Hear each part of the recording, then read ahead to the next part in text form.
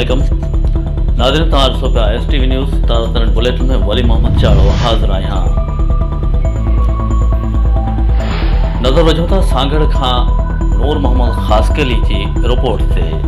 मंशात खां इनकार ज़िंदगी सां प्यार जे नारे खे अमली चामो पारण लाइ भिटाई वेलफेयर एसोसिएशन सांगड़ पारां सिंध ऐं पंजाब जी टीमुनि में कबड्डी मैच करायो वियो। मैच पंजाब जी टीम खटी वरितो। ख़बर मूजिबि भिटाई वेलफेयर एसोसिएशन सांगड़ जे जाम ग़ुलाम क़दर उनर पारां गवर्नमेंट शहीद सबकुतुल्ला शाह राशिदी डिग्री कॉलेज सांगड़ में सिंध ऐं पंजाब जे टीमुनि में यौम दिफ़ा जे हवाले सां मंशात खां इनकार ज़िंदगी सां प्यार जे नारे हेठि कबड्डी मैच करायो वियो, जंहिंमें पंजाब जे आरआई कबड्डी क्लब ऐं सिंध जे कबड्डी क्लब में मुक़ाबिलो थियो। ॿिन्ही टीमुनि पारां शानदार रांदि जो मुज़ाहिरो कयो वियो। पंजाब जी टीमुनि 30 पॉइंट हासिल कया ऐं सिंध जी टीम सिर्फ़ 11 पॉइंट हासिल करे सघी।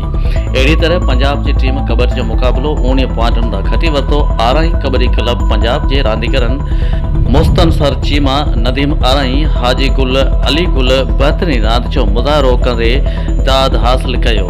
सिंध कबड्डी क्लब पारां कामी शीदी, फैसल मल्क ऐं असलम मल्क शानदार रांदि करे दाद हासिल कयो। इन मौक़े ते महिमान ख़ासि रईस वज़ीर हुसैन मरी, मीर अफसर टालपुर, दारियाहान बुगटी, कॉलेज जे प्रिंसिपल प्रोफेसर नवाज़ कुंभार, मोहम्मद अली लगारी ऐं ॿियनि टीमुनि ऐं रांदीगरनि में इनाम ट्रॉफियूं ॾिनियूं वयूं। इन मौक़े ते हुन चयो त कबड्डी हिकु बहितरीन रांदि आहे। नौजवान नस्ल खे मंशात खां पासो करे रांदि जे मैदान में अॻिते वधणु घुरिजे।